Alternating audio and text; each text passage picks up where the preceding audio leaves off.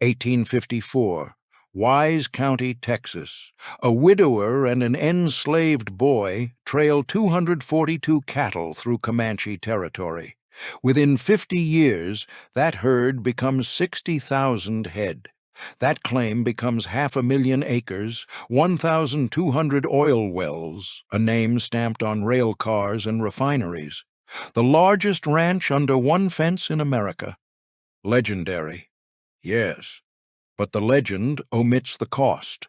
Enslaved labor at the origin. Small farmers bought out for $1 an acre. A Comanche chief trading his people's land for diamond stick pins. Heirs in fur coats while cowboys earned subsistence wages. A billionaire who evicted families after generations on the land.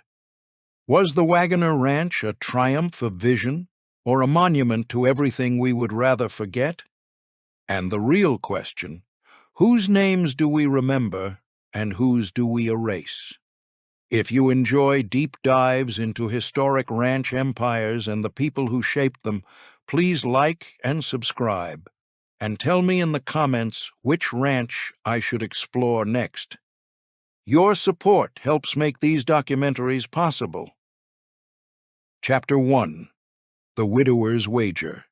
He didn't come to Texas to build a ranch. He came to outrun grief. Daniel Waggoner was born in Lincoln County, Tennessee on July 7, 1828. His father, Solomon, was a farmer, cattleman, and slave trader. In the antebellum South, wealth was measured not just in land and livestock, but in human beings. The family moved from Tennessee to Missouri, and then around 1848 they continued south to Hopkins County, Texas.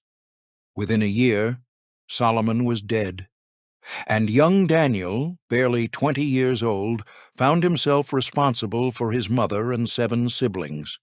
He had inherited nothing but knowledge: how to work cattle, how to read the land, how to survive in a place where survival was not guaranteed. In 1851, Daniel married Nancy Moore.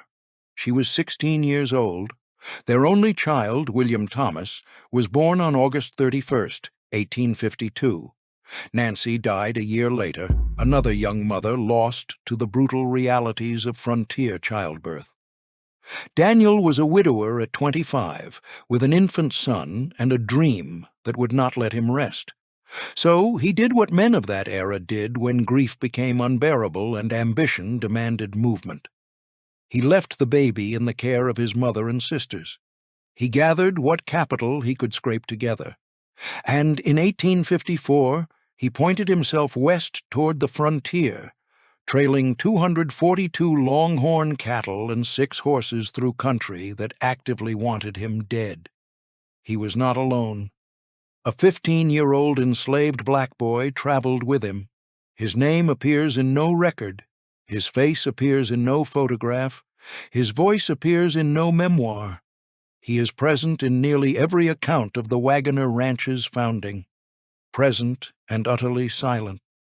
He helped trail the cattle through dangerous country. He helped build whatever shelter they used that first winter. He was essential to the origin of what would become one of the largest privately owned pieces of land in American history. And then he vanishes. Somewhere between 1854 and Emancipation, he disappears from the historical record, as so many did.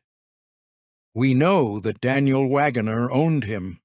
We know that he was young. We know that he worked. Beyond that, there is only absence. The kind of absence that tells its own story about what mattered to the men who wrote the histories. Daniel filed a preemption claim on 160 acres on Catlet Creek, near the present town of Decatur. The land was cheap because it was dangerous, so dangerous that many who tried to settle it did not survive. This was frontier territory. The Comanche and Kiowa raided regularly. Cattle thieves operated with impunity. Small farmers scratched at the rocky soil and prayed for rain that rarely came. By 1856, Daniel had purchased another 320 acres near Cactus Hill. He was building something. But the danger never stopped. Tom Waggoner would later recall a night when his father was away. He and his stepmother hid in the cornfield while Comanche raiders circled the ranch house. Torches flickered in the darkness. In the morning, they found the family dog and a mare dead, their bodies full of arrows. The frontier was not a metaphor. It was arrows in the dark and blood on the ground at dawn. And the next test wasn't cattle. It was distance. Chapter 2. The Boy and the Brand. A ranch doesn't begin with cattle. It begins with a mark that says, "This is mine." In 1859, Daniel remarried. His new wife was Cicely Ann Halsell, just 16 years old, the same age Nancy had been. She came from a large Wise County ranching family, the Halsells, whose name would become intertwined with Waggoner history for generations. And she did something Nancy had not lived long enough to do. She brought young Tom Waggoner home. Tom was 7. He had spent most of his short life being raised by aunts. Now he had a stepmother who adopted him as her own, and a father determined to teach him everything about the cattle business. Daniel may have been unable to read or write. Formal education was a luxury on the Texas frontier. But he possessed a different kind of intelligence. He understood cattle. He understood land. He understood the brutal arithmetic of survival. Daniel trained his son relentlessly. How to handle stock, how to manage men, how to read the subtle signs of weather and season, how to spot good grass and bad water, how to judge a cow's worth at a glance. Tom absorbed it all. From an early age, he determined to follow his father's footsteps and, in his own words, run the best cow outfit in the country. Around 1866, something changed about the Waggoner brand. The original mark had been a simple D, Daniel's initial. Now it became 3 Ds reversed, the famous 3D brand that would become the most recognizable symbol of the ranch. The design was deliberate. A reversed letter is difficult for rustlers to alter. You cannot easily turn 3 reversed Ds into something else. It was a brand that announced ownership and warned against theft in a single elegant symbol. There is a story, perhaps true, perhaps not, that the reversed design happened by accident, that a blacksmith inadvertently read Daniel's hand-drawn sketch upside down when he was making the branding iron. Whether accurate or not, the brand stuck, and it became a trademark that would eventually appear on oil tanks, railroad cars, refinery equipment, and the gates of one of America's largest ranches. The Civil War came and went during Tom's boyhood. It disrupted rail transportation, crashed cattle prices, and left the Confederate Army as virtually the only buyer of beef at just $10 a head. Many cattlemen gave up and sold out. Daniel held on. And when the war ended and rail lines pushed into Kansas, the Texas cattle drives began, and with them, the opportunity that would transform the Waggoner family forever. By 1869, Daniel made his 17-year-old son a full partner. The firm was called D. Waggoner and Son, and that spring, Daniel gave Tom $12, 50 worn-out saddle horses, a crew of drovers, and 5,000 head of ill-tempered steers. His instructions were simple. Tom was to drive those cattle more than 400 miles north, through country that did not yet exist as a state, to the railheads in Kansas. And he was to bring back as much money as he could get for them. But the first brand wasn't protection. It was a declaration of war. Chapter 3. $55,000. To understand what Daniel Waggoner was asking of his son, you have to understand the distance. From Wise County to Abilene, Kansas, was more than 400 miles of the most unforgiving terrain in North America. The route passed through Indian Territory, what would later become Oklahoma, land that did not yet legally exist as a state. Custer's last stand was still 7 years away. The Comanche were not a historical memory, they were a present danger. The cattle drives of this era were among the most dangerous jobs in America. Men died on these trails, from stampedes that could start with a lightning flash and end with a cowboy trampled under thousands of hooves. From river crossings where exhausted cattle could drag a mounted rider under the water. From encounters with indigenous peoples defending their homeland. From diseases that spread through trail crews faster than they spread through the herds. The drovers who worked these drives were paid about $30 a month, roughly $1 a day, for work that could kill them at any moment. They ate dust for breakfast and slept on the ground when they slept at all. Most were young men with nothing to lose. Some were former Confederate soldiers with nowhere else to go. A few were black cowboys, freedmen who found that the trail offered a kind of rough equality that the post-war South did not. The hierarchy of a trail drive was rigid. At the top rode the trail boss, in this case 17-year-old Tom Waggoner. Below him were the point riders, experienced hands who rode at the front of the herd and set the pace. Then the swing riders on the flanks, keeping the cattle in formation. Then the drag riders at the rear, eating the dust of 5,000 animals and pushing the stragglers forward.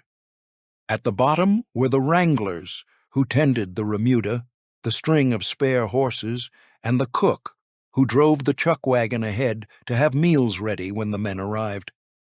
They wintered the herd in Clay County. In the spring of 1870, Tom and his drovers pushed north. The cattle drive took weeks, endless days of dust and heat and the constant bellowing of animals that did not want to move. The men ate beans and beef and slept on the ground when they slept at all. The dust caked in the creases of their faces and turned their sweat to mud. At night, the sky stretched endless and black above them, and the only sounds were the cattle settling and the coyotes calling in the distance. Cowboys took turns riding night herd, circling the sleeping cattle and singing low to keep them calm. A sudden noise, thunder, a snapping branch, a coyote too close, could send 5,000 animals running blind into the darkness. But Tom made it. He drove those 5,000 head to Kansas, sold them at the railhead, and rode home with $55,000 in his saddlebags. In 1870, $55,000 was a staggering fortune. A skilled laborer might earn $300 or $400 in an entire year. A comfortable house cost a few $1,000s. This wasn't a payday. It was a life-altering transfer of power. The drovers who risked their lives on that trail earned perhaps $90 total for the entire journey, less than 0.2% of what the herd sold for. $55,000 was generational wealth, enough to turn a small cattle outfit into something far more ambitious. It was the seed money for everything that came after. With that capital, Daniel and Tom began buying land. Not hundreds of acres, thousands. They paid about $1 an acre, sometimes less. They bought from small farmers broken by the drought that plagued North Texas. They bought from settlers who could not survive the isolation. And according to some accounts, they sent a gunslinger named Jimmy Roberts to make offers that farmers could not refuse. This is where the legend begins to complicate itself. The Waggoners built an empire, yes, but they built it on land that other people had tried and failed to hold. Every acre they acquired represented someone else's broken dream. The drought that ruined the small farmers made the Waggoners rich. The isolation that drove settlers away gave the Waggoners room to expand. One man's catastrophe was another man's opportunity. Chapter 4. The Herd That Swallowed the Prairie. Let the numbers tell the first chapter of what the Waggoners built. By the 1880s, D. Waggoner and Son was selling 40,000 head of cattle per year. That's 109 cattle every single day, 7 days a week, 365 days a year. The ranch wasn't a place anymore. It was a conveyor belt. By 1900, the ranch held 60,000 cattle on land served by 3 railroads. The dangerous drives to Kansas weren't necessary anymore. When the rails moved closer, the ranch got bigger, and the people around it got smaller. The operation required an army of workers. Cowboys earned about $30 a month plus room and board, roughly the same wage their fathers had earned on the cattle drives a generation earlier. They lived in line camps scattered across the range, small stone houses where a married couple or a few single men would tend to the cattle in their section. The work was relentless: branding in spring, roundups in fall, fence repair year-round, and always, always the search for water. And once the ranch learned to move cattle like a factory, it started looking for something else to extract. Chapter 5. An empire, measured in miles. Between 1889 and 1903, the Waggoner holdings expanded to cover a massive block, 30 miles east to west, 25 miles north to south. More than 1 million acres at the peak, larger than the state of Rhode Island. The land extended into Ford, Knox, Baylor, and Archer counties, but centered on Wilbarger and Wichita counties. The operation was divided into at least 4 major divisions: Whiteface, Four Corners, Santa Rosa, and Zacawista. Comanche, it means good grass, a name that acknowledges the people whose land this once was. The Zacawista Division eventually became the main headquarters for the entire operation. By the time Daniel Waggoner died in 1902, his holdings were staggering: 80,000 cattle, 525,000 acres of deeded land, leases on more than 100,000 additional acres in Indian Territory. The widower who arrived with 242 cattle had become a machine. And it wasn't just land. He owned 5 banks, 3 cottonseed oil mills, a coal company. That's how empires survive drought. They don't just raise cattle. They build the world around the cattle. Chapter 6. The Chief's Bargain. The Waggoner expansion required something more than money and ambition. It required an arrangement with the people who still controlled vast stretches of territory just north of the Red River, the Comanche. For generations, the Comanche had been the dominant power on the southern plains. They controlled an area larger than many European nations, from the Arkansas River in the north to the Edwards Plateau in the south, from the Cross Timbers in the east to the Pecos River in the west. They were superb horsemen, perhaps the finest light cavalry in the world. They had resisted Spanish, Mexican, and American encroachment for more than a century. Quanah Parker was the last great chief of the Comanche people. His mother was Cynthia Ann Parker, a white girl captured by Comanche raiders in 1836 during the famous raid on Fort Parker. She spent 24 years with the Comanche. She married a chief named Peta Nocona. She came to embrace their way of life so completely that when Texas Rangers forcibly recaptured her in 1860, she repeatedly tried to escape back to her Comanche family. She died in 1870, some say of a broken heart, having lost everything twice, first her white family, then her Comanche one. Quanah was her son. He had blue-gray eyes, a sign of his mixed heritage, and a reputation for ferocity in battle. As a young man, he vowed to avenge his mother's recapture. He led raids against white settlements. He fought at the Battle of Adobe Walls in 1874. He refused to surrender when other bands gave up, but by the 1880s, the military tide had turned irrevocably against the Comanche. The buffalo were nearly extinct, slaughtered by the millions to starve the plains tribes into submission. Professional hunters killed them for their hides and left the carcasses to rot.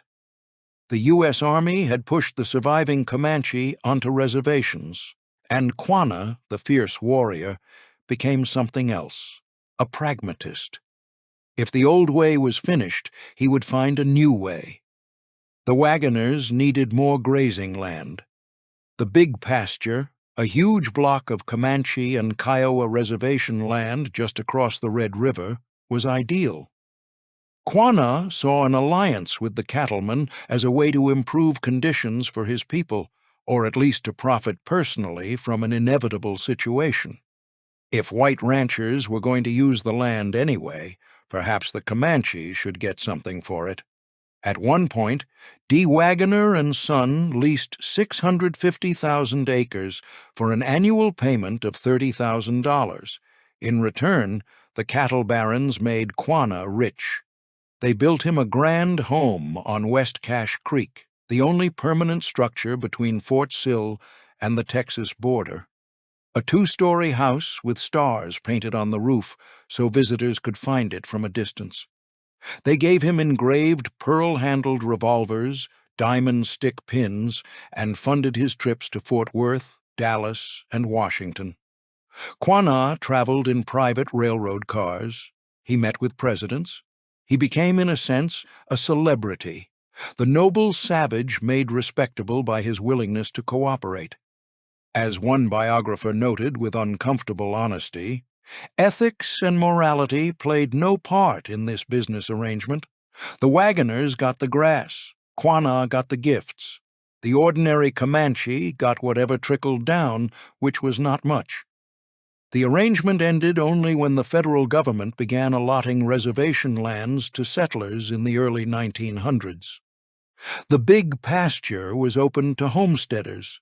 In the fall of 1905, the Waggoners drove their cattle out of Indian Territory for the last time. The open range was finished. Quanah Parker died in 1911, outliving the world he had known by decades. He was buried in white man's clothing, but his grave was later moved to lie beside his mother's, the white girl who had become Comanche, and the Comanche who learned to live with the whites. The bargain worked, until the government decided the bargain itself was the problem. Chapter 7. The President and the Rattlesnake. In April of 1905, President Theodore Roosevelt came to Texas. The cattle barons, including Tom Waggoner and his neighbor Burke Burnett, had invited the newly inaugurated president on a wolf hunt in the Big Pasture. It was a political gift in exchange for a political favor, and Roosevelt had extended their leases on Indian land for 2 more years. More than 5,000 citizens packed the streets of Frederick, Oklahoma Territory when Roosevelt arrived by train. The hunting party that awaited him was extraordinary. Quanah Parker himself, Burke Burnett, Guy Waggoner, and a man named Jack Abernathy, famous for catching wolves with his bare hands. For 5 days they camped on Deep Red Creek. The aging Quanah taught Roosevelt how to track horse thieves. The cattlemen led the chase. Roosevelt impressed everyone with his riding ability, keeping pace with Abernathy during the wolf chases when no one else could. At one point, the president's horse stepped into a prairie dog hole and threw him, but Roosevelt remounted and kept riding. The president's party bagged 17 wolves, some of which were actually coyotes. At one point, Roosevelt beat a 5-foot rattlesnake to death with his quirt. On the final night, Dan Waggoner suggested they all ride into Frederick. He set the pace. Roosevelt later recalled they broke into a lopee a mile outside town, and by the time they struck the main street, the horses were running at full speed. They tore through downtown like a whirlwind, the President of the United States riding alongside cattle barons and a Comanche chief. When Roosevelt departed, he promised Oklahoma would soon become a state. It was admitted to the Union in 1907, and in gratitude for his friendship with Burke Burnett, Roosevelt convinced one North Texas community to rename itself Burke Burnett. Years later, that town would become the center of one of the biggest oil boom in Texas history. Chapter 8. Drilling for water, finding fortune. The Waggoner Ranch exists because of water, or more precisely because of its scarcity. Droughts plague North Texas with punishing regularity. Cattle die without water. And Tom Waggoner understood that controlling water meant controlling the future.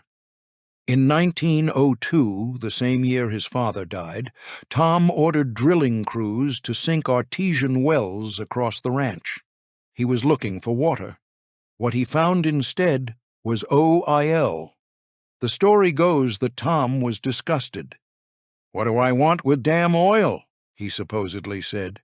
"I'm looking for water. That's what my cattle need." But Tom was a practical man.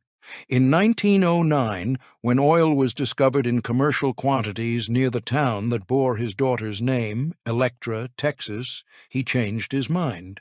He leased a vast portion of the ranch to the Texas Company, which would later become Texaco. The deal was structured as a royalty arrangement. Texaco did the drilling, bore the risk, and paid for the equipment. The Waggoners collected a percentage of every barrel pumped. The economics were extraordinary. The Waggoners did not have to invest $1 in drilling equipment. They did not have to hire roughnecks or build pipelines. They simply collected checks while Texaco did the work. The oil companies assumed all the risk of dry holes and equipment failure. The landowners assumed none. The profits were staggering. Oil money flowed into the family coffers faster than cattle money ever had. The Waggoners built refineries. They built pipelines. They bought more land. For years, the area around Zacawista headquarters contained one of the major shallow oil fields in the world. Oil derricks sprouted alongside cattle, hundreds of them, pumping day and night, their rhythmic nodding a new kind of heartbeat on the prairie. The cowboys who worked the range now shared it with roughnecks who worked the rigs. Two cultures occupied the same land, but rarely mixed. The cowboys earned their usual modest wages. The roughnecks earned more, the oil business paid better, but their work was equally dangerous. Men were maimed and killed on the drilling platforms. The black gold came at a cost, though not one the Waggoners paid personally. The cowboy humorist Will Rogers visited in the 1930s and observed that there was an oil well for every cow. He was exaggerating, but not by much. The Waggoner Ranch had become something new, a hybrid operation where cattle and petroleum coexisted, where cowboys worked alongside roughnecks, where the old economy and the new economy occupied the same land. Refinery cars and storage tanks bore the 3D brand. The symbol that had once marked cattle now marked oil. Tom Waggoner had wanted to save his cattle. He found an empire instead, and the wealth that came out of the ground would poison everything above it. Chapter 9. The Princess and the Price. Oil money doesn't just buy comfort, it buys permission. Electra Waggoner was born in 1882 on the family ranch near Decatur. She was the only daughter of Tom and Ella Waggoner. Ranch hands called her the Princess of the Panhandle. The nickname was not meant ironically. She grew up in El Castile, the fortress-like mansion in Decatur, with 2-foot-thick walls and 18-foot ceilings. In 1902, she married Albert Buckman Wharton of the Philadelphia Whartons. Tom did not want his daughter moving east, so he built the newlyweds an 18-room mansion in Fort Worth as a wedding present. Thistle Hill, as it was called, cost approximately $38,000, well over $1 million in today's terms. That was just the beginning. After divorcing Wharton in 1919, Electra purchased another magnificent home in Highland Park, Dallas, and named it Shadow Lawn. According to her biographer, she spent $90,000 remodeling the mansion and another $55,000 on draperies alone. One closet held fur coats, another held 350 pairs of custom-made shoes, A third contained gowns from Paris, and she reportedly never wore the same one twice. She was the first customer to run up a $20,000 tab in a single day at Neiman Marcus, equivalent to more than $500,000 today. Fresh flowers arrived every morning. At one dinner party, 2 Texas guests pulled 6 guns from their dinner jackets and shot up the ceiling. Electra found it amusing. Meanwhile, on the ranch that funded her lifestyle, cowboys still earned about $30 a month. The gap between the family and the workers who made the family rich was not a gulf, it was a canyon so deep you could not see the bottom. Electra died on Thanksgiving Day, 1925, at age 43. Her son, Tom Waggoner Wharton, married 8 times before dying of syphilis at 25. Her other son, Buster Wharton, became a polo-playing drunk who died of cirrhosis in 1963. The town of Electra, Texas, bears her name.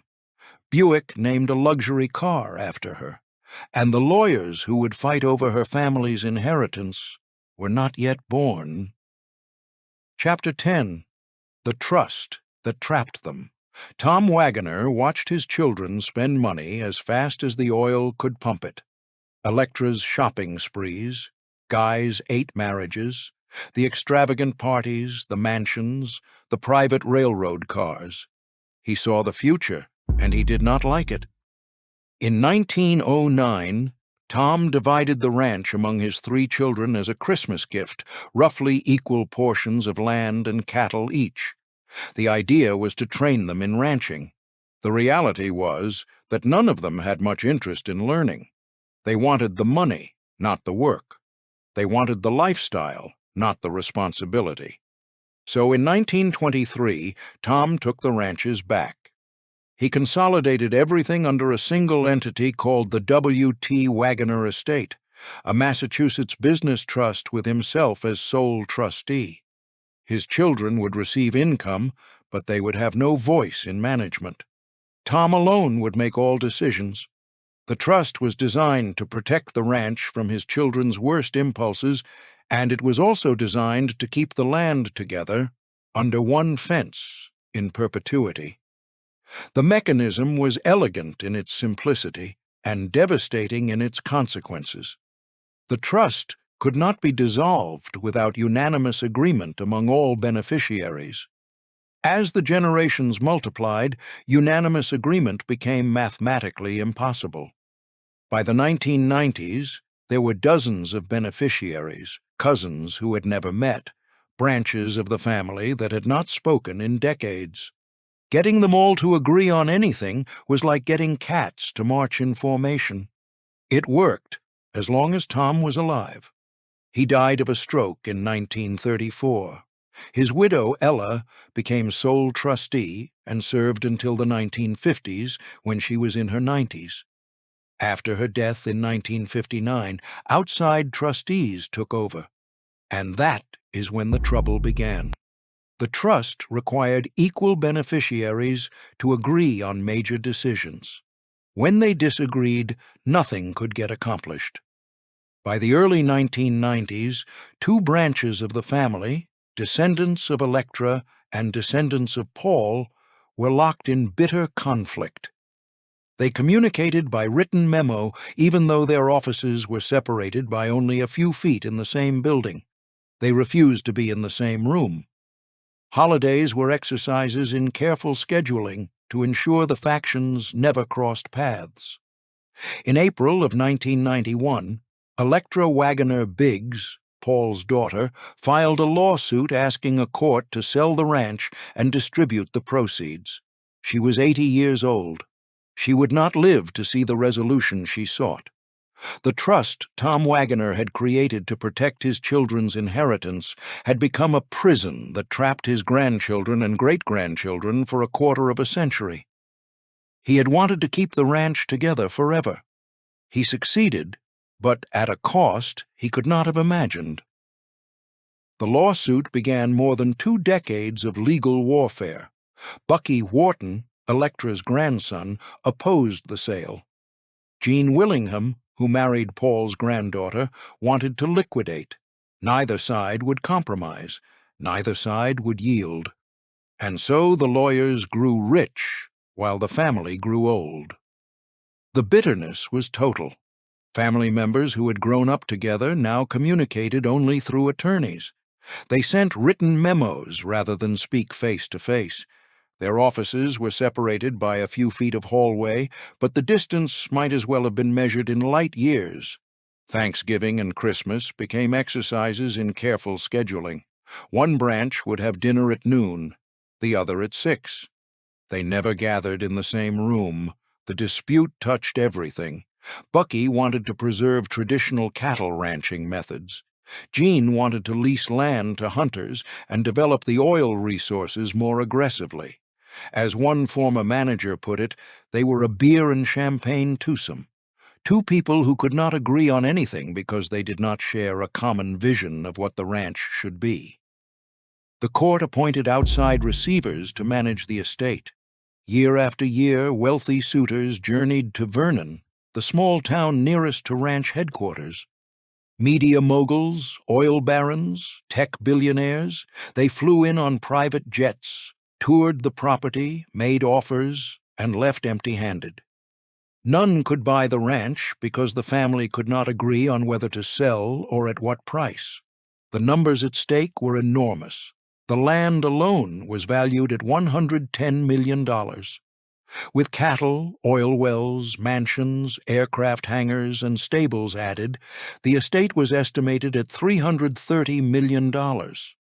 It was the major employer in the area around Vernon. Many cowboys and their families had lived their entire lives on the ranch. Meanwhile, at the Herring Coffee Shop in downtown Vernon, the arrival of each private jet at the county airport fueled endless speculation. Locals Googled tail numbers to identify prospective buyers. Names circulated: this oil tycoon, that media mogul, some tech billionaire from California. The gossip became its own form of entertainment. For years, nothing happened. The jets arrived. The jets departed. The ranch remained unsold. The lawyers billed another month. Electra Biggs died in 2001, still waiting. A judge ruled for liquidation in 2003. Bucky appealed. More years passed. More jets landed. More prospective buyers came and went. Finally, in 2014, when the court warned it was considering ordering an auction, which would likely result in lower prices, the family agreed to list the ranch voluntarily. The asking price, $725 million, the largest ranch listing in American history. After 25 years, it wasn't a family dispute anymore. It was a siege. Chapter 12. The Cowboys. Nobody remembers. While the lawyers fought, the cowboys worked. They had always worked. That was what they were there for.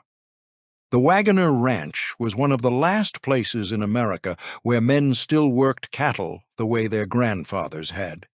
26 cowboys staffed the cow camp division in 2015. Some had worked on the ranch for 30, 40, even 50 years.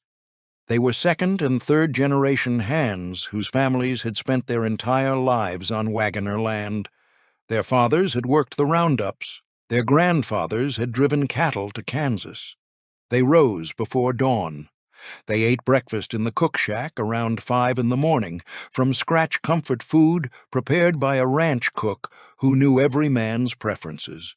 Eggs and bacon and biscuits and gravy, strong coffee, lots of calories. None of it wasted. The cook shack smelled of wood smoke and bacon grease, and in winter it was the warmest place on the ranch. By 6, they were saddled and riding out, regardless of weather. They worked 5.5 days a week, averaging 10 hours per day. Whether it rained or sleeted or snowed, the cowboys saddled their horses and rode out. In summer, the heat could reach 110 degrees. The men wore long sleeves anyway, protection from the sun that could blister unprotected skin in hours. In winter, blue northers blew down from Canada and dropped the temperature 40 degrees in an hour. Ice formed on their mustaches. Their fingers went numb inside their gloves. The cattle did not care about the weather, and neither could the men who tended them. They did not use computers. They did not use four-wheelers. As ranch manager Weldon Hawley put it, "We're still surviving, doing things like they did 100 years ago, the cowboy way." They communicated by radio when they had to, but mostly they worked in silence. The only sounds were the creak of leather and the occasional low whistle to move the cattle along. The operation was divided into 15 camps, each covering 20,000 to 30,000 acres. A family lived at each camp to look after livestock, fences, and water. They resided in tidy native stone houses scattered across the property, houses that had been built generations ago and maintained ever since. Some had air conditioning now, some did not. All were owned by the ranch. These families had no savings, no alternative careers, no plan B. The ranch was their world. Their children went to school in Vernon. Their grandparents were buried in local cemeteries. For generations, the Waggoner name had meant stability, a job for life, a house to live in, a community to belong to. The pay was modest, but the work was steady, and that counted for something in a part of Texas where steady work was hard to find. Helen Willingham, joint owner of the estate, described them this way: "They rise before dawn. They ride tall in the saddle all day, whether the day is sunny or a cold and biting wind swirls around them."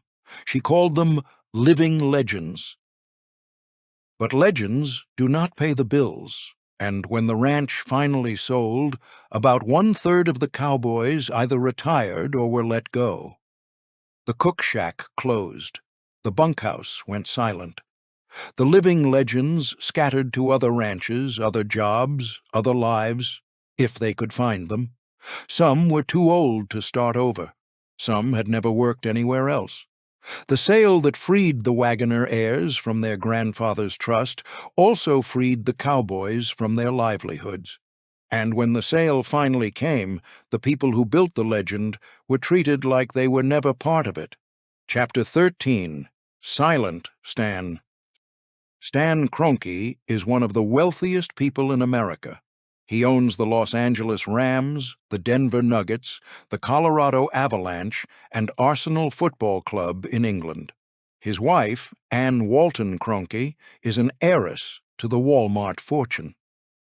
Forbes estimated his net worth at more than $7 billion. He is famously private, so private that people call him Silent Stan. He rarely gives interviews. He operates through attorneys and corporate structures that keep him at arm's length from controversy. When he moved the Rams from St. Louis to Los Angeles in 2016, he said almost nothing publicly. The city that had supported the team for 2 decades learned of its loss through press releases and legal filings. In February of 2016, District Judge Dan Mike Bird approved the sale of the Waggoner Ranch to Kroenke. The purchase price was not disclosed, but the asking price had been $725 million.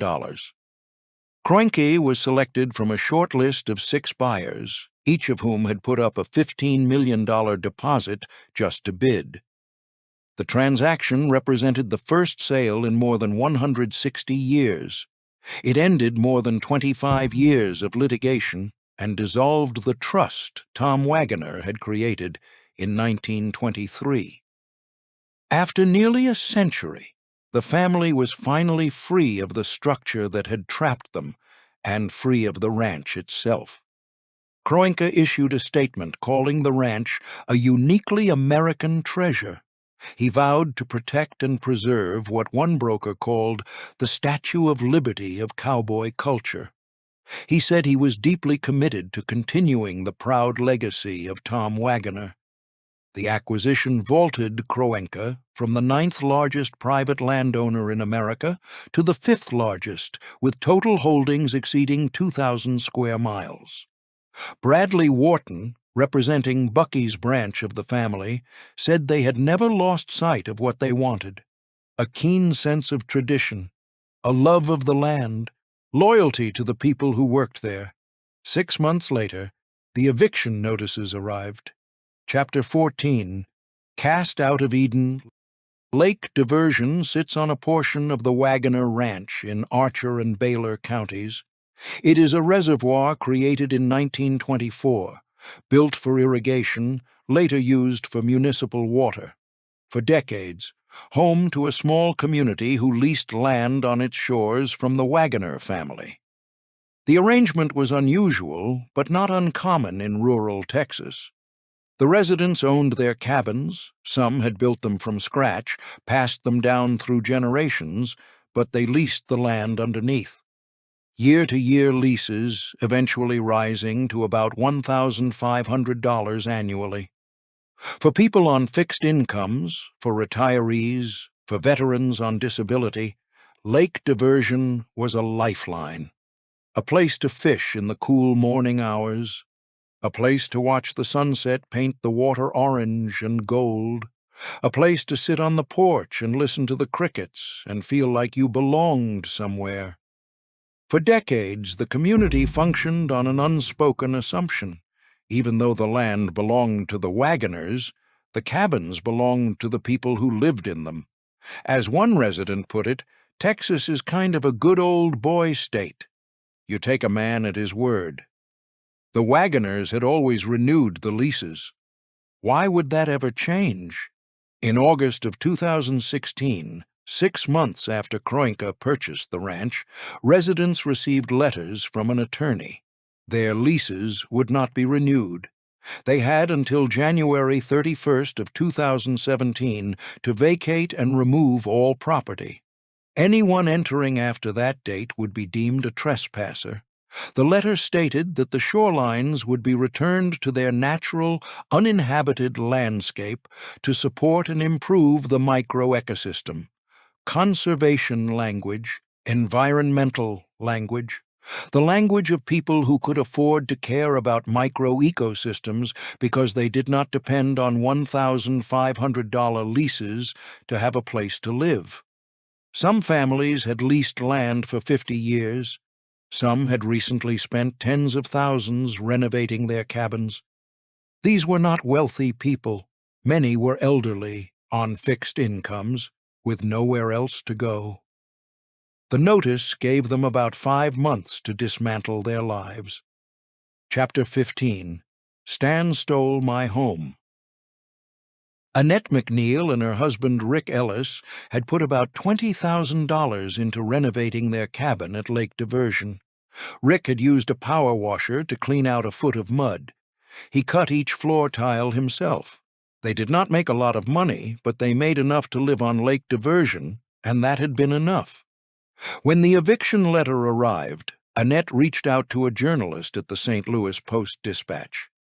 She had heard Kroenke was hated there, despised for moving the Rams to Los Angeles. "Someone told me that he's the most hated guy in St. Louis," she explained. "Maybe they would care about what he was doing in Texas." The story went viral. A national sports radio station started an online fundraising campaign. Thousands of dollars poured in from strangers who had never heard of Lake Diversion, but knew what it felt like to lose something to a billionaire. But money could not replace what the residents were losing. Money could not give them back the only home some of them had ever known. Rick Ellis took his own life in October of 2016. His body was found on a rural road near the Wichita River, not far from the lake he had loved. The first line of his suicide note read, "Stan stole my home. My husband was worth more than all of your money, Stan," Annette said afterward. Before she left the cabin, Annette spray-painted peace signs and hearts on the walls. On the door, she wrote, "Rick haunted Ellis." "It means this place is haunted by Rick's love," she explained, "and maybe by his anger, too." Kroenke did not give the residents a penny for their properties. Legally, he was not required to. They owned their homes, but leased the land. When the land was sold, the new owner had no obligation to continue the leases. One resident, Paul Appel, was a veteran on disability. He had to pack up with no savings and no idea where he would go. "Stan Kroenke is a horrible human being," he said. "What he did to the people of Lake Diversion is criminal." It was not criminal. It was entirely legal. And that, perhaps, is the point. The law does not require billionaires to care about the people whose lives they upend. It only requires them to follow the proper procedures while doing so. So, if it isn't criminal, what does that make it? Chapter 16, What the Empire Cost. Today, the Waggoner Ranch still exists. It is still the largest ranch under one fence in the United States. The numbers tell the story of what remains. 10,527 acres, almost 800 square miles, 6 counties, larger than the city of Los Angeles, larger than all 5 boroughs of New York City combined. Approximately 14,000 cattle, about 30 cowboys, 500 horses, 30,000 acres of cultivated farmland, thousands of ponds stitched across the land like stitches holding it together. 1,200 oil wells still pumping, between 35,000 and 41,000 barrels per month. A shallow oil field found by accident while drilling for water.